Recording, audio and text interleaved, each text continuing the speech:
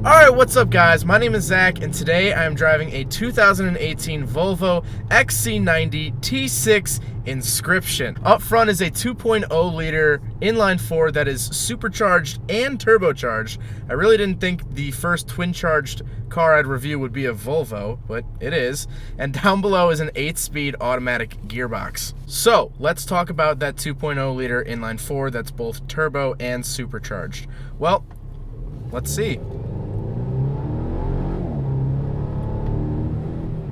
It's not bad. It's funny because you can actually hear a little bit of supercharger whine coming from the engine, which I've never experienced in a luxury SUV like this. So the T5 below this actually doesn't have the supercharger. This is the twin charge version, and then the T8 is a twin charged hybrid. So that must be a mechanical nightmare, but this car is not a hybrid, although it does have that stupid start-stop system, but we'll get to that a little bit later. This car is also all-wheel drive, which really helps out with that power getting off the line, as you just saw. And it's really nice because you can technically off-road this car. I don't know anyone who would, because this is more of a luxury SUV, but there is an option for that. And again, we'll get to that when we talk about the options. So let's talk about the interior. Well, in front of me, I have digital gauges, which are really nice. You can change the layout of them. You can change the color and whatnot. They're not actual gauges, but I feel like if you're gonna do digital gauges, I would have liked if I could do like a bar graph or something similar to the Honda S2000, just because they're digital. It doesn't matter. You can do whatever you want. You can have a picture of your dog as the gauges. It's just a screen like any other one in a car. I do have a heads-up display as well in front of me. The heads-up display actually displays the speed limit of the road that we're on along with your current speed limit, and the gauges do that too, and it actually sets a little red bar to let you know where that speed limit is, and it'll start flashing once you go above it, so it gives you a little notification. On the steering wheel, I have some settings on the left that'll help you go through the gauge cluster and do a couple different settings, which it will do autopilot, kind of, sort of, which we'll get to that in a second. And then on the right, you have some radio options. To my left, I have obviously windows and mirrors, and down below I have power seating, and you can set up to 3 different drivers so they can have their set seating. And you can also do set seating with the passenger seat, which is really nice. If you have a passenger like a parent or a girlfriend, boyfriend who always sits there, they can save their settings as well. So that's super nice. And I really like that when I review cars, because I always feel bad changing people's seating positions, but when cars have memory seats, makes it easy. Down on the center console, we have 2 little hideaway little trap doors, if you will. In the center is a huge touchscreen display, and that's where you control pretty much every other feature on the car. There's a heated steering wheel, heated seats, heating and cooled seats, which, yes, you can turn them on both at the same time, you know, for some reason. There's a huge iPhone-like home button at the bottom, and that's kind of where you go forward and backwards on the screens. So one of the screens on the touch screen that you can get to is all the safety options, and this thing has a lot of them. You can go and see the rear view camera as well as a 360-degree view camera. So it actually has cameras all around the car, and it kind of splices it together to give you a bird's eye kind of view. It'll give you distance alert to make sure you're not, you know, tailing anyone. Lane keeping aid, that's just to keep you in your lane. Distance alert, parking assist. You can adjust the passenger seat, which is really nice, so if no one's sitting there and you can't reach the controls, you can adjust it from the screen. So when you adjust the passenger seat controls, you actually use the driver's seat controls, which is a really weird feeling because you're hitting the buttons but nothing's happening and that chair's moving. It almost feels like it's broken or miswired, but it's just one of the settings and it's really helpful. You can fold down the rear headrest, which is a really nice feature for seeing out the back. So I mentioned it earlier, this car will kind of drive itself. It's like the Tesla feature, the autopilot. So basically what you do is you set a following distance and it'll follow the car ahead of you and actually steer. So this is a clip I got earlier of me trying it out. This was my first time ever using any type of autopilot feature, and I think that's really clear in the video. This is weird. It's gonna steer this corner? Yeah. You sure? Yep. All right, it should steer this corner. It's doing it. See, I'm like nervous, like I want to touch it, but it's doing it. Yeah, it'll ask you it's to auto apply braking steering. too? Yep. This is weird. Apply steering, okay. So does that mean I just have to touch it? Yeah, and then you can let okay, go. so then it's like, so I don't sleep. Yeah. Okay. This is really weird. Okay, and it's starting to speed up because the car in front of me is speeding up. It's turning. You watch all those videos online and like it looks weird, but okay, apply steering. There we go. Will it come to a complete stop? Yeah. Alright, I'm gonna have my foot on the brake just in case. Jeez, that is so weird. So while I was driving this, I cut a double yellow line a little bit, and it actually nudged me back into the lane, which I don't know if I like. That's definitely cool, definitely a helpful feature for someone who's not paying attention or whatever, but I feel like that could go wrong. I don't know, maybe that's just me.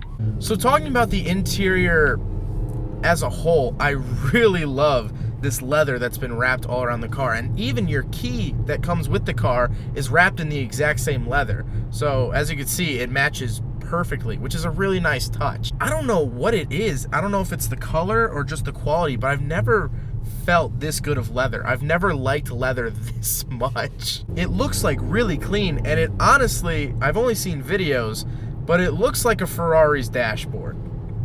All right, so now I'm in the back seat. Obviously, I'll do a little review from back here. It's very comfortable.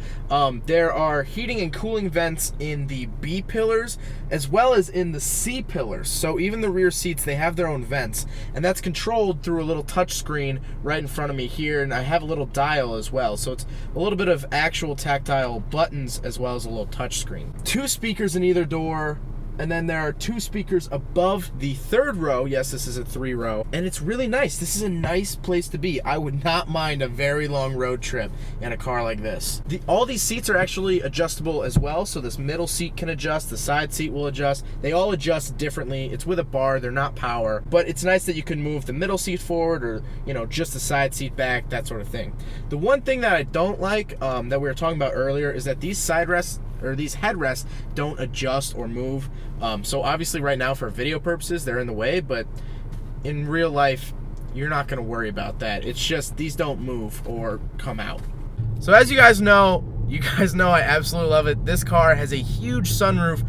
I believe it's classified as a moonroof at that point if it's like longer than a certain, I don't know. It's got glass in the roof and it's absolutely awesome. I love keeping it open, especially on a day like this where it's absolutely freezing. You can still get the sun, well, cloudy sun coming in. You get some light coming in, and it doesn't make you feel as trapped. This car also has a Bowers & Wilkinson sound system, which sounds amazing, but you can actually change it.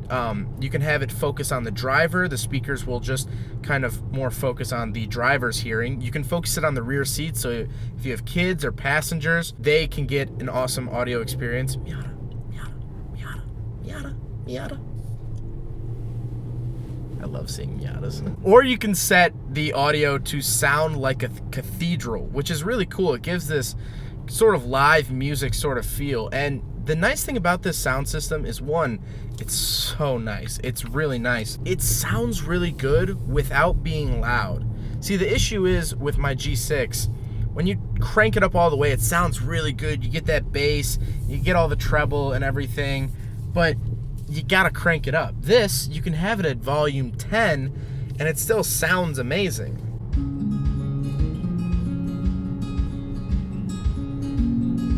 So this is on the cathedral setting, and it sounds like we're sitting somewhere listening to someone strum a guitar.